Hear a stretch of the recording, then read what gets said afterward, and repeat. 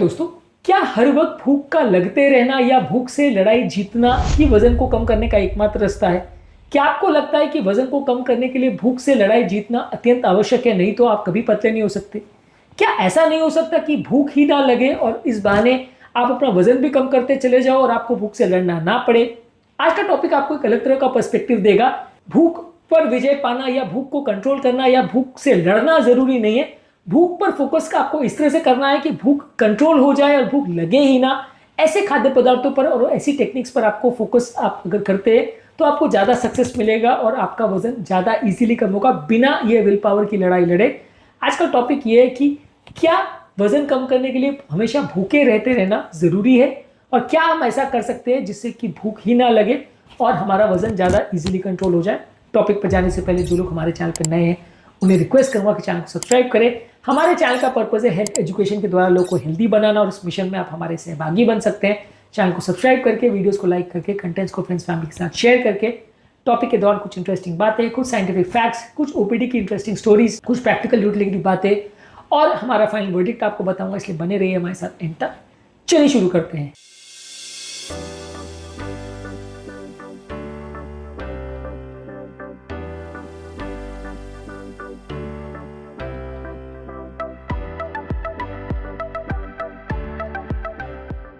क्या आपने कभी भूख से लड़ाई लड़ी है? कितनी बार आप सक्सेसफुल होते हैं और कितनी बार आपको हथियार डालना पड़ता है? कमेंट सेक्शन में लिख के हमें बताएं। क्या भूख पर आपका कंट्रोल अच्छा है या बुरा? कमेंट सेक्शन में लिख के हमें बताएं।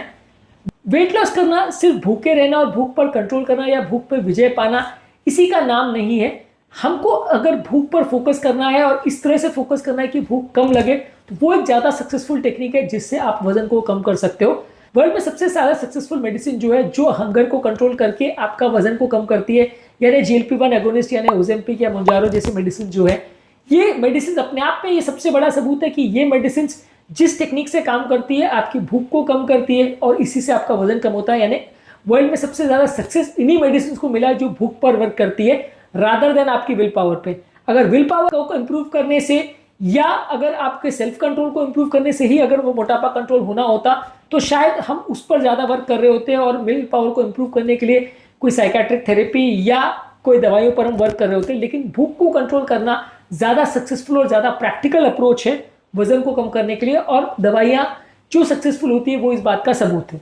इसके अलावा और भी बहुत सारी चीज़ों पर आज हम बात करेंगे। वेट लॉस करना बेसिकली एक स्टार्वेशन मोड में जाना उसके लिए ज़रूरी नहीं है, एक कैलोरी डेफिसिट मोड में जाना है जहाँ पे आपकी कैलोरी कम होती जाए लेकिन आपको भूख से परेशान ना होना पड़े। वो एक ज़्यादा सक्सेसफुल टेक्निक है जिससे आप वेट लॉस कर सको। हंगर बेसिकली एक वेट लॉस स्विच नहीं है।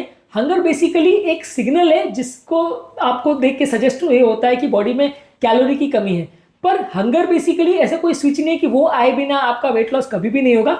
आप उसको बाईपास भी कर सकते हो और बिना हंगर के रास्ते गए भी आपका वजन कम हो सकता है। बस ये कि हंगर को सप्रेस करना आपको आना चाहिए, क्योंकि बहुत सारे पेशेंट्स में जब वो हंगर से विल पावर की लड़ाई लड़ते हैं तो बहुत सारे पेशेंट्स जहाँ भी उनका विल पावर का प्रॉब्लम होता है वो हार जाते हैं और कंट्रोल नहीं कर पाते, क्योंकि प्रैक्टिकली बहुत सारे लोग के लिए इंक्लूडिंग मेरे लिए हमेशा पॉसिबल नहीं होता कि हम अपने हंगर को सप्रेस करके काम चलाते रहे।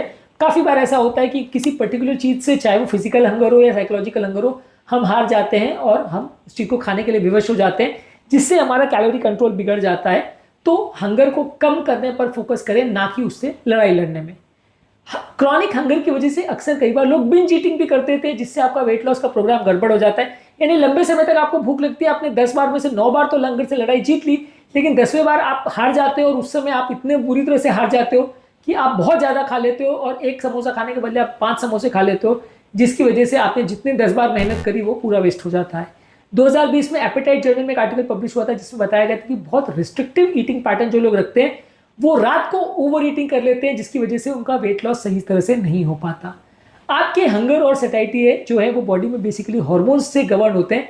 हंगर हार्मोन यानी ग्रेलिन और सैटिस्फैक्टी हार्मोन यानी लेप्टिन, ये दोनों मिलकर डिसाइड करते हैं कि किसका वजन बढ़ेगा, किसका कम होगा, किसको भूख कम लगेगी, किसको नहीं। जर्नल ऑफ क्लिनिकल एंडोक्राइनोलॉजी और मेटाबॉलिज्म में 2001 में एक आर्टिकल पब्लिश हुआ था जिसने बताया था कि अगर आप प्रॉपर प्लानिंग के साथ इन हार्मोन्स पर फोकस करके यदि अगर प्लान करते हो अपना डाइटिंग को, तो ज़्यादा अच्छा सक्सेस आपको मिलता है। सस्टेनेबल वेट लॉस के लिए आपको सिर्फ अग्रेसिव डाइट रेस्ट्रिक्शन करने की जरूरत नहीं, आपको एक कंसिस्टेंट लेवल पर न्यूट्रिशन मेंटेन करने की जरूरत है। रिसेंटली हमारे पास ओपीडी में एक पेशेंट आए थे जो वजन कम करना वो चाह रहे थे लेकिन उन्होंने अपना खाना बिल्कुल ही बंद कर दिया था और इसकी वजह से उनको भूख लग रही थी और वो कंट्रोल नहीं कर पा रहे थे, हमने उनको हंगर को कंट्रोल करने की टिप्स भी बताई और एक सस्टेन वेट लॉस प्रोग्राम पर उनको लगाया, जिसके बाद उनका वेट लॉस भी हुआ और वो उसको मेंटेन भी कर पाए। तो क्रैश डाइटिंग द्वारा या सडनली हंगर को कंट्रोल करना बहुत टाइम तक सक्सेसफुल नहीं हो पाता, क्योंकि आप उस लड़ाई को बहुत लंबे समय तक नहीं जीत पाते। जब आपका मोटिवेशन खत्म हो जाता है तो आप हंगर से हार जाते हो और आप खाने लग जाते हो। ये वैसे ही कि जैसे समझ लीजिए किसी ने आपको अगर मोटा कह दिया या बुरा कह दिया या आपको जिसकी वजह से बुरा लग गया, तो आप एक बार मोटिवेट हो जाते हो और वजन कम कर लेते हो, अपनी भूख को कंट्रोल कर लेते हो। लेकिन कुछ टाइम के बाद वो चीज़ें मन से चली जाती हैं और आप उस चीज़ को इग्नोर करने लग जाते हो। उसके बाद उस हंगर से लड़ना ज़्यादा मुश्किल हो जाता है। तो सिर्फ हंगर से कंट्रोल करना विल पावर द्वारा ये हमेशा सक्सेसफुल नहीं होता, और होता भी है तो बहुत थोड़े टाइम के लिए होता है। बाद में आप ये लड़ाई नेचुरली हारने लग जाते हो, जिसकी वजह से वजन वापस बढ़ने लग जाता है। अगर किसी व्यक्ति का स्टेबल और लो लेवल पर हंगर होगा तो वो एक्चुअली ज़्यादा वेट लॉस कर सकेगा। ओबेसिटी रिव्यूज में 2017 में एक मेटा एनालिसिस पब्लिश हुआ था, जिसमें बताया गया था कि लो कार्बोहाइड्रेट और हाई प्रोटीन डाइट अगर कोई रखता है तो वो डाइट पर लंबे समय तक टिका रह सकता है, ज़्यादा वेट लॉस होता है एज कम्पेयर टू पूरा ही खाना बंद कर दो, वो लोग उतना ज़्यादा अच्छा वेट लॉस नहीं कर पाते। तो यानी कि जो फूड प्रोडक्ट्स या जो एक्टिविटीज़ आपकी भूख को कंट्रोल करती है उनको आपको ज़्यादा करना है, रादर देन पूरा ही खाना बंद कर देना। बेसिकली ये स्टारवेशन जो है, ये बॉडी जो है इसको इंटरप्रेट करती है एक खतरे की तरह, एक गोल की तरह नहीं। आपका गोल है वजन कम करना, पर आपकी बॉडी का गोल नहीं है वजन को कम करना। आपके इंटरनल बॉडी या सेल्स को नहीं पता है कि आप वजन कम करना चाहते हो। जब सडनली आपका न्यूट्रिशन कम हो जाता है तो आपकी बॉडी को ऐसा लगता है कि कुछ खतरा आ गया, तो वो मेटाबॉलिज्म को और कम कर देती है, कैलोरी कंजम्पशन को और कम कर देती है। वो अपनी जान बचाने के लिए उसको ऐसा लगता है कि कैलोरी बचाना जरूरी है। उसको ये नहीं पता है कि आप जो नहीं खा रहे हो वो जानबूझ के नहीं खा रहे हो, उसको ऐसा लगता है कि खाना ही शायद कम हो गया होगा। तो इसी वजह से बॉडी अपने मेटाबॉलिज्म को इतना स्लो कर लेती है कि आपकी एनर्जी लॉस होता ही नहीं है। यही कारण है कि बहुत सारी डाइटिंग फेल हो जाती है, क्योंकि हंगर को बॉडी एक थ्रेट की तरह से लेती है, एक गोल की तरह से नहीं लेती। इसी कारण से बॉडी आपके साथ कोऑपरेट नहीं करती और आपका वजन कम नहीं होता है आपके डाइटिंग करने के बावजूद। American journal of clinical nutrition में 2010 में एक आर्टिकल पब्लिश हुआ था, जिसने बताया था कि क्रॉनिक अंडर फीडिंग करने से आपकी बेसल मेटाबॉलिक रेट कम हो जाती है और इसी वजह से अक्सर लोगों का वेट लॉस नहीं हो पाता। स्मार्ट ईटिंग करने से, हंगर को प्रॉपर्ली डाइट द्वारा कंट्रोल करने से आप ज़्यादा बेटर वे में अपना वेट लॉस कर सकते हो। मील्स के बीच में थोड़ा थोड़ा हंग्री होना एक नॉर्मल बात है, और बहुत ज़्यादा हंग्री होना अक्सर एक वार्निंग साइन भी हो सकता है बीमारी का। तो इसलिए अगर आपको बहुत ज़्यादा भूख लग रही है तो डेफिनेटली आपको उसको ध्यान देने की ज़रूरत है, और उससे हमेशा लड़ते रहना भी बहुत अच्छा नहीं है, क्योंकि हंगर दो तरह की होती है, फिजिकल हंगर और साइकोलॉजिकल हंगर। आपको साइकोलॉजिकल हंगर को हराना, पर फिजिकल हंगर को आपको कंट्रोल नहीं करना, क्योंकि फिजिकल हंगर को आप कंट्रोल करने की कोशिश करोगे तो बॉडी में न्यूट्रिशन डेफिशिएंसी हो जाएगी।